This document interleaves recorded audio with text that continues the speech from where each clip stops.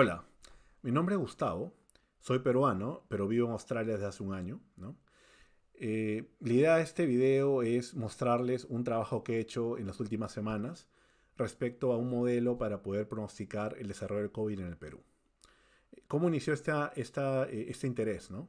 Bueno, primero el obvio, creo que a cualquiera de nosotros y cualquier persona en el mundo ahora está preocupada por este tema, ¿no? Y creo que cada uno lo enfrenta de la forma que es más compatible con uno. En mi caso, eh, me gusta hacer modelos, me gusta pronosticar, soy muy hecho a los números, entonces eso es una respuesta natural para mí. Pero no solamente eso, realmente también fue empujado por alguien. Un amigo en Chile tiene un proyecto de hacer una torre de control del COVID para el desarrollo en Chile y él me contactó hace unas semanas para pedirme que lo ayude a crear el modelo que les voy a presentar hoy, ¿no? Entonces, luego de invertirle algunas horas, creé el modelo, se lo presenté, le gustó, y como salió bien realmente, y realmente luego de eso le he dado un par de updates, ¿no? Creo que vale la pena compartirlo, ¿no? Sobre todo para generar discusión. Eh, este modelo, ¿no? Eh, no quiero que se entienda como un modelo teórico, riguroso, científico, o con la idea de crear nuevo conocimiento, ¿no? No se ha hecho bajo ese espíritu. O sea, me ha tomado mm, un día y medio de trabajo, literalmente, ¿no? No es poco, pero creo que si uno quisiera hacer algo científico, algo más complejo, debería invertir bastantes horas más que eso, ¿no? Pero sí, bajo el espíritu de una persona que tiene ciertas habilidades, ¿no? Yo vengo de la industria donde he estado acostumbrado siempre estoy muy acostumbrado a hacer pronósticos, tirar números, calcular cosas. Entonces, bajo ese espíritu, quisiera que se juzgue este video, ¿no? No es mi intención crear ciencia nuevamente, sino simplemente mostrarles un trabajo aplicativo, pero sin decir sin con eso querer restarle validez al modelo, porque vale la verdad, y si lo vamos a ver luego, el modelo, a mi criterio, y creo que los números me están acompañando, no es malo, para nada. Y además diría que es bueno, ¿no? Es por eso que venimos a hacer el video también, ¿no? Eh, Bien, ¿qué vamos a hacer hoy día? Les voy a presentar el modelo en un PowerPoint. Sorry por no ser tan didáctico. Luego de eso les voy a mostrar el Excel, donde he hecho una corrida para poder calcular el nivel de error que me ha generado el modelo en los últimos 17, 18 días, ¿no? Y finalmente vamos a discutir o les voy a compartir algunas limitaciones que yo creo que tiene el modelo, ¿no? Y obviamente es como una agenda para mejorar. Ya posteriormente, en los siguientes días, voy a hacer otro video mostrando mi pronóstico del COVID para el Perú, ¿no? Y un poco también alineado con las políticas que se están tomando ahora también a nivel de gobierno, ¿no? Bien, bueno, comencemos con el modelo. Movámonos al PowerPoint. La idea de este modelo es presentarles, calcular los nuevos casos detectados en un día, ¿sí? Importante notar que me refiero a nuevos casos detectados. No me refiero a nuevos infectados en general, por ejemplo, ¿no? ¿Y por qué nuevos casos detectados? Porque es la estadística que genera el gobierno. El gobierno no está diciendo cuántas personas hay infectadas en el COVID, sino dice cuántos casos hemos detectado. Y como sabemos, hay un gap o uno no captura toda la cantidad de infectados porque hay muchas personas que son asintomáticas o tienen síntomas muy leves, ¿no? Y estos no meditan a su criterio o no llegan a ser muestrados de por sí. Entonces, este modelo lo que intenta hacer es replicar la estadística que efectivamente el gobierno está generando, ¿no? Esto es muy importante, ¿sí? ¿Cuál es la idea detrás del modelo? Como ustedes saben, eh, el COVID tiene un periodo de incubación. Si los casos que detecto hoy no han sido infectados del día de hoy, sino han sido infectados de los últimos días. Si ustedes revisan literatura, van a encontrar de que el COVID, en términos regulares, el periodo de maduración, si quieren verlo así, varía entre 1 y 14 días, grosso modo, ¿no? Y el promedio es 5.1 días, al menos en la fuente que yo he encontrado, ¿sí? Entonces, ¿cuál es la idea? Yo voy a calcular la cantidad de infectados que serán sintomáticos días atrás, ¿sí? Digamos, comencemos con el primer ejemplo, hace 14 días, y luego esa cantidad de infectados que serán sintomáticos lo voy a multiplicar por la probabilidad de que ese infectado, su periodo de incubación, explote hoy o sea, 14 días después. Y esa probabilidad hay documentos que te pueden ayudar a calcularla, hay investigaciones al respecto, ¿no? Otro tema importante, ¿por qué hablo de infectados que serán sintomáticos? Y esto tiene que ver mucho con la estrategia del gobierno, ¿no? Si estuviéramos hablando de un país en el cual la estrategia fuera proactiva y uno muestreara aleatoriamente sin ni siquiera tener la necesidad, sin que la persona que sospeche tener COVID lo pida, ¿no? Este modelo no sería válido, a mi entender. Pero en la situación de Perú no estamos trabajando así. El tema es más reactivo. ¿Qué significa?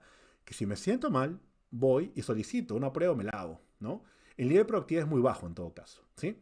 Por lo tanto, para que yo entre dentro de la posibilidad de ser un caso detectado, casi es un requisito ser sintomático, ¿sí? Entonces, es por eso es que me muevo alrededor de este número, de los sintomáticos.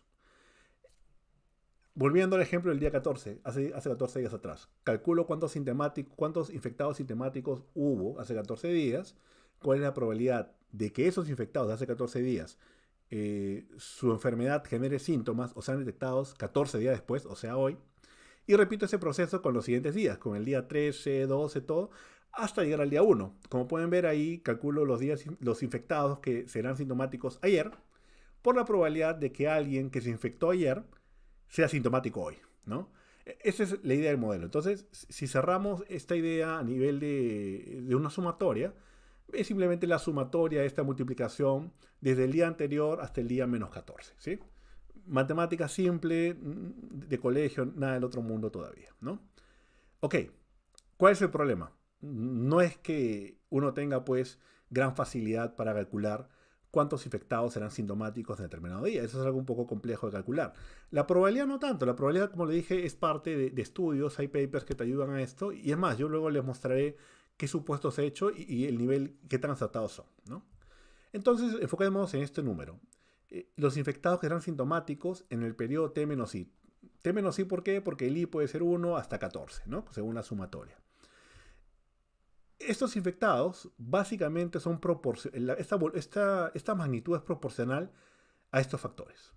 Primero, a cuántas interacciones de las personas que son no inmunes y están expuestas en el mismo periodo hubo, ¿no? Pues lógico, o sea, la cantidad de infectados que hoy yo voy a generar en un periodo que sean sintomáticos depende de cuántas interacciones tuvo las personas que se pueden contagiar. Porque el que ya se contagió, a nivel de individuo, no se va a volver a contagiar. Por lo tanto, no es, digamos, no me genera riesgo, si quieres verlo así, no genera un riesgo para él sí mismo. Por lo tanto, mi base es entender cuántas interacciones las personas no inmunes, o sea, que pueden ser contagiadas, van a hacer en determinado día, ¿sí? El otro factor, ¿no? Y si ya tengo la cantidad de interacciones de los no inmunes, es entender, ok, si soy un no inmune, ¿cuál es la probabilidad de que me cruce con un infectado, ¿sí? En el mismo periodo? Y eso es interesante porque, ok, es como que yo salgo a la calle, soy no inmune, ¿cuál es la probabilidad de cruzarme con un infectado? ¿Sí? Y la otra probabilidad tiene que ver, ok, si me cruzo con un infectado, hay una probabilidad de contagio también. Porque no es inmediato, o sea, no es que yo me cruzo con un infectado y ya me contagié. Hay cierto nivel de probabilidad, ¿no? Ustedes han podido ver cómo esta varía dependiendo uso de mascarilla u otras medidas, o distanciamiento social en general, pero hay una probabilidad promedio, ¿sí? Y finalmente, ya que estamos hablando de sintomáticos, multiplicado por una proporción de sintomáticos. El World Health Organization dice que es alrededor del 80%. No, yo he visto otros papers y hay realmente mucha discusión y variación al respecto. Yo estoy asumiendo que es como dice la Organización Mundial de la Salud, ¿no? Ok, estas que están resaltadas en amarillo son variables que no voy a calcular porque uno, no tengo forma de hacerlo, salvo la proporción de sintomáticos, pero igual es irrelevante calcularla. Y voy a asumir que la multiplicación de estas dos va a ser una constante, o un factor, si quieres verlo así. Y luego te voy a explicar, porque va a haber muchos de estos que voy a terminar multiplicando juntos, y van a terminar siendo un factor en el cual voy a entrar mucho más en detalle luego, ¿no? Pero enfocémonos en interacciones no inmunes de los no inmunes expuestos en el periodo y la probabilidad de cruce con el infectado, que creo que sí uno puede aproximarlas a ciertos valores. En este caso, y creo que ustedes lo han visto, muchas veces se dice, ¿no? Oye, En un día, una persona en promedio, per cápita, si quieres verlo así, interactúa con K personas. O sea, que son las interacciones esperadas per cápita de una, de una persona en general, ¿no? Entonces, la cantidad de interacciones que voy a tener depende de estas interacciones esperadas por la cantidad de gente o la población que no es inmune y está expuesta. ¿Sí? Y esto es importante porque la población que no es inmune y está expuesta sí lo puedo calcular. Es un número que puedo obtener, que básicamente es la población que existe en un país, en este caso en Perú, 31.8, es decir, 32 millones. Hay una proporción también de esa gente que no está jugando el partido porque puede tener una cuarentena perfecta, o bien vive en un lugar muy aislado y simplemente tus probabilidades de contagiar el COVID son mínimas o despreciables, ¿no? Pero sí hay una parte de la población que está jugando el partido, ¿no? Yo he supuesto que la población que juega el partido es el 90% de la población. Y hay un 10% que podría ser de repente una cuarentena perfecta y va a estar guardado y totalmente no expuesto al virus. Y otro grupo de gente que está alejado de los centros urbanos y su probabilidad de contagio es muy baja, ¿de acuerdo? Entonces, ese otro lo puedo tener. Pero las interacciones per cápita es un factor estadístico, hasta lo podría de repente averiguar, pero la idea, como al final yo voy a englobar muchas incertidumbres en un factor, yo creo que un factor esta multiplicación es más o menos proporcional a esta cantidad de interacciones esperadas, ¿no? ¿Qué significa? Si yo tengo una cantidad de población que iba a interactuar en el periodo, se puede entender que la cantidad de gente con la que yo me voy a cruzar es proporcional con la cantidad de gente que está fuera, pues. Que la gente que está expuesta. Es lógico, o sea, si es que en una ciudad hay 10.000 personas que salen a interactuar y yo salgo como individuo a interactuar, ese factor K de interacciones esperadas por día es proporcional a la cantidad de gente que sale a interactuar. Por lo tanto, es proporcional a la población total que interactúa. ¿Sí? Y esto multiplicado por un factor de movilidad. ¿Por qué? Porque no es, digamos, directamente la población, sino dependiendo de qué tanto se mueva la población, qué tan activa sea, ¿no? Va a tender a este número de interacciones esperadas a ser mayor, ¿no? Y esto es interesante porque ya que nuevamente esto está en amarillo porque va a ser parte del factor que voy a terminar calculando al final, ¿no? De alguna forma esto te dice y te mide qué tanto la gente se está guardando en casa o no, ¿sí?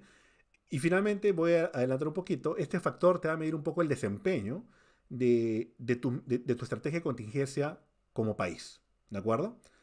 Vámonos al siguiente número. Entonces, las interacciones de no inmunes expuestos la voy a calcular básicamente multiplicando tres factores.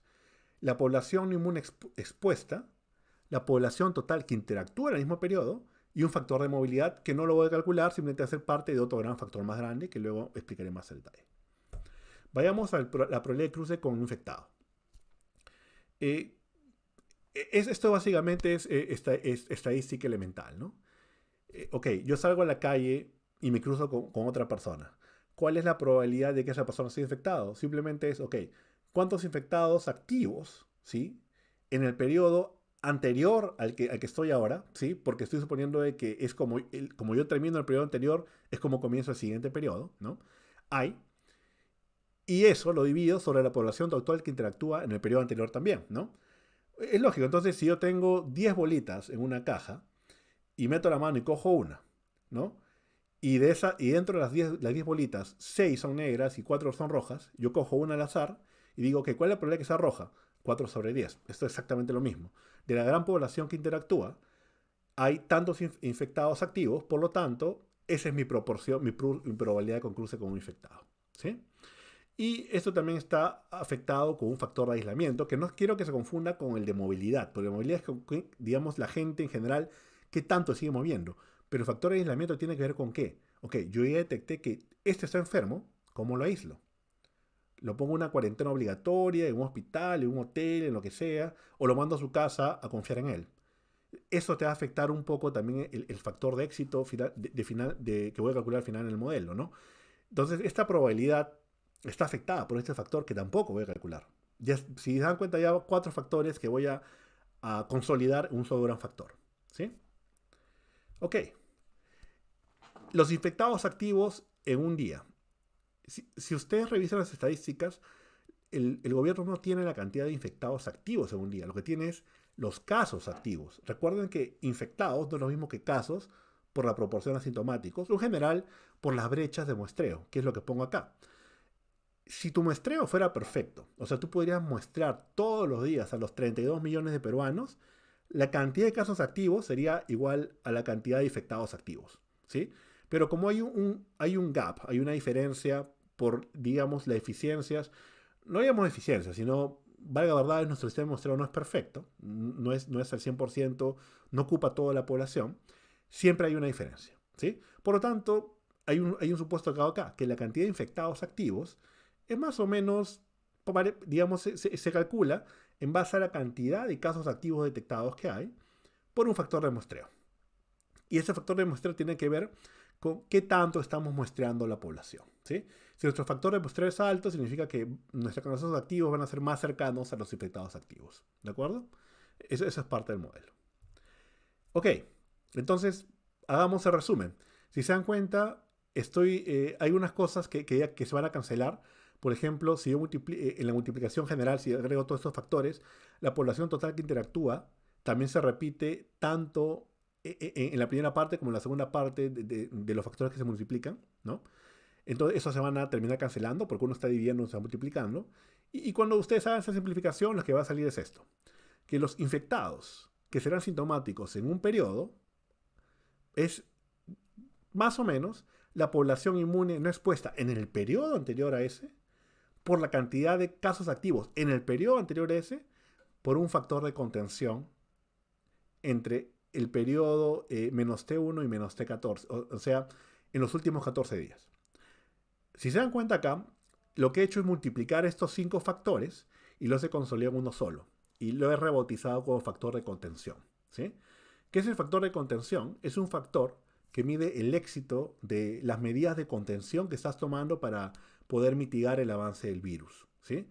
Y de alguna forma es un indicador de éxito, porque en la medida que este indicador baje, significa que tu cantidad de infectados sintomáticos va a bajar también. Entonces, este es un indicador que vale la pena monitorear, y es más, mi modelo lo monitoreo. Ahora, aquí hay un gran supuesto que hay una simplificación para reducir realmente la complejidad matemática del modelo. Este factor de contención es de cada periodo. Pero cuando yo corra el modelo, voy a suponer que el factor de contención que calculo en un día es el representativo de los últimos 14 días. Por lo tanto, en la sumatoria, que es esta de acá, voy a considerar que ese factor es constante en todos los días y lo voy a sacar de la sumatoria. Es una gran simplificación, porque si lo metiera adentro, el modelo se complica en calcular, y no solamente eso, se vuelve muy variable este factor, y el modelo termina no sirviendo. Yo lo he probado y no sirve para pronosticar, sale literalmente cualquier cosa. Entonces, finalmente mis nuevos casos detectados en un periodo, el día de hoy si quieres, va a ser igual a ¿qué? Al factor de contención que representa el desempeño en los últimos 14 días, multiplicado por esta sumatoria desde el día anterior hasta el día menos 14, de la población no inmune expuesta, los casos activos, y la probabilidad de que el infectado de aquel día sea sintomático hoy, ¿sí? Es simplemente aplicar esta fórmula. Ok, ¿cómo voy a utilizar esta fórmula, que es la base de mi modelo, para poder hacer mi pronóstico? Este es mi procedimiento. Primero, voy a calcular los factores de contención diarios, ¿sí?, de la data histórica con mi fórmula, que simplemente es como yo históricamente, día a día, tengo los nuevos casos detectados. Eso es un dato de los días anteriores. Yo tengo cuánto es la población no inmune expuesta, también es un dato. Tengo los casos activos, también es un dato que brinda la estadística del gobierno. Y tengo la probabilidad de infectados, que luego lo explica, de que la probabilidad asociada al periodo de incubación, que les voy a explicar luego cómo lo he calculado. Simplemente, estos nuevos casos detectados divido sobre toda esta sumatoria y me sale el factor de contención para ese día. Una vez que calculo los factores de contención para todos los días de mi histórico, lo que hago es aplicar un modelo. Básicamente estoy utilizando un modelo de suavización exponencial doble con damped, o sea que es suavizado, si quieres verlo así. Disculpe, la terminología la tengo en inglés, no en español, no sé cómo explicarlo. Pero en simple es un modelo que considera cómo se va moviendo la demanda, su base, la demanda día a día, cómo es la tendencia, y aparte asume que esa tendencia se va a ir mitigando. ¿Qué significa?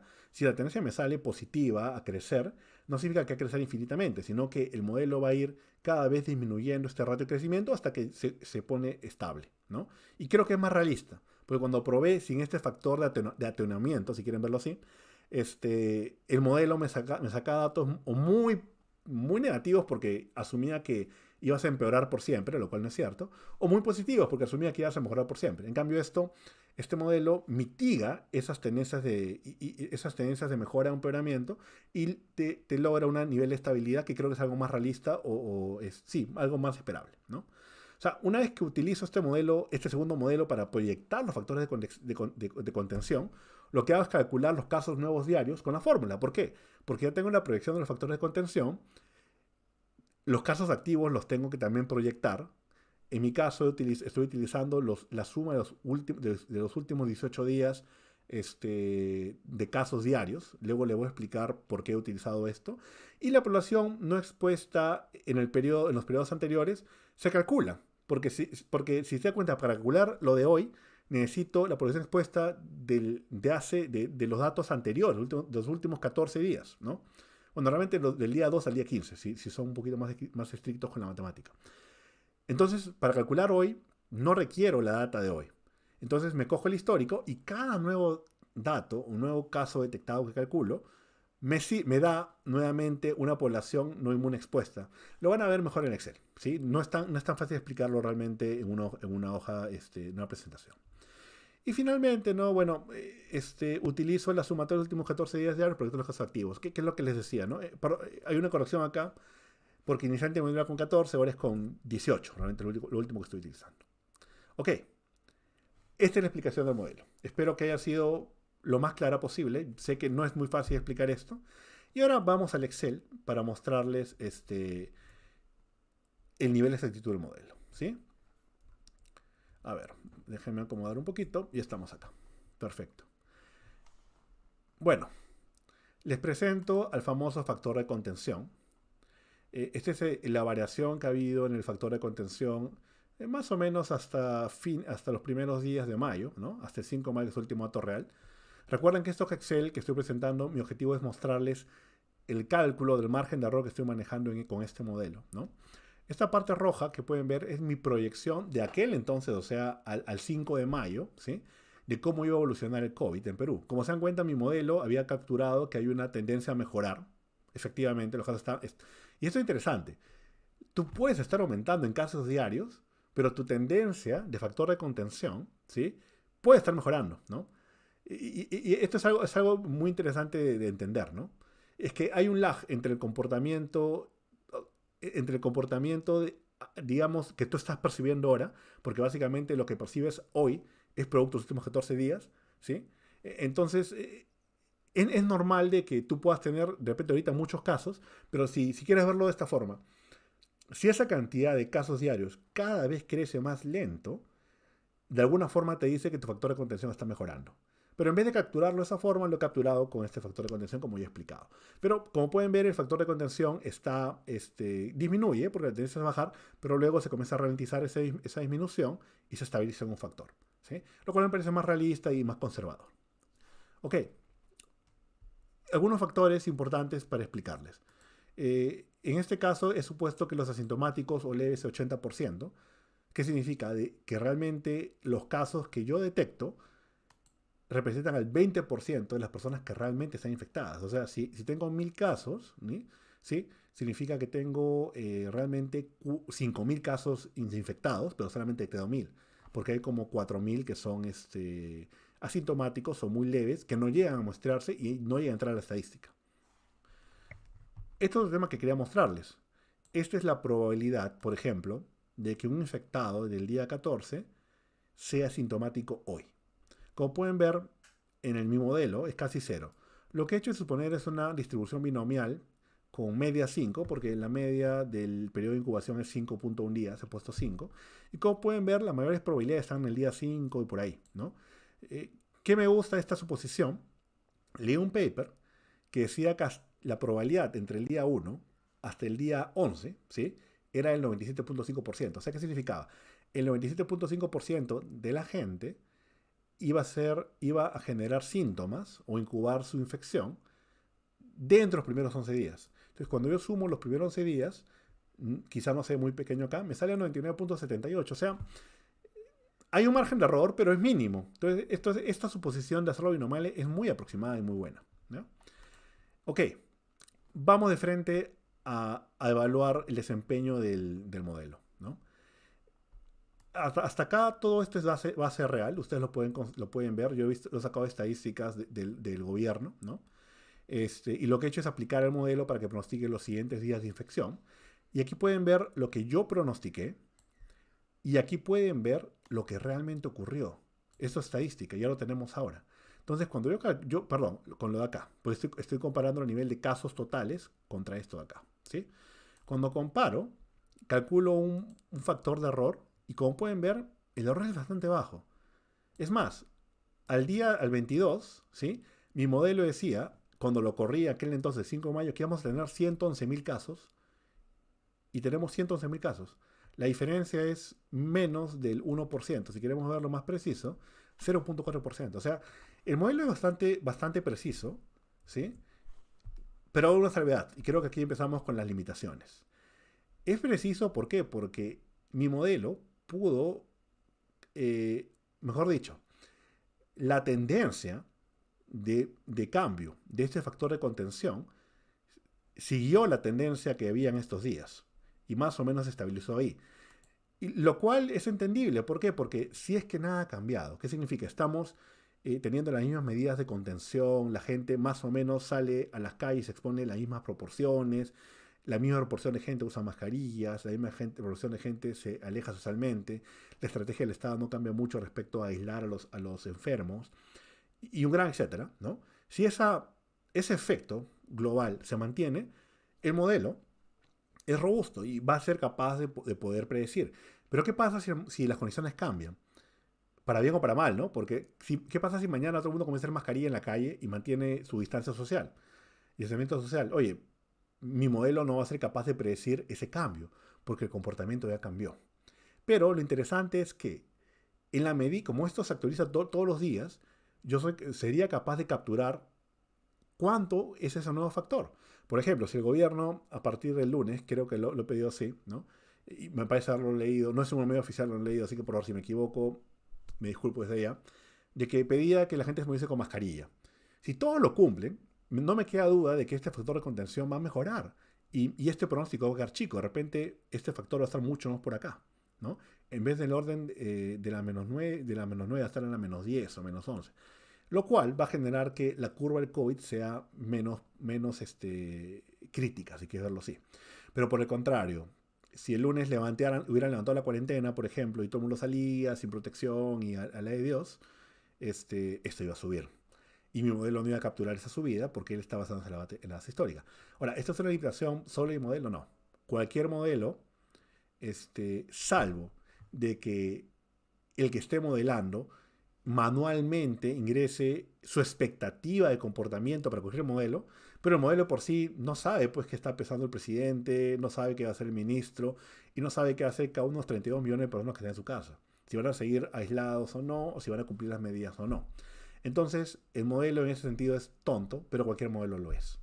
Pero en la medida de que las tendencias promedio no cambien, el modelo va a ser robusto, como lo han visto. ¿Por qué?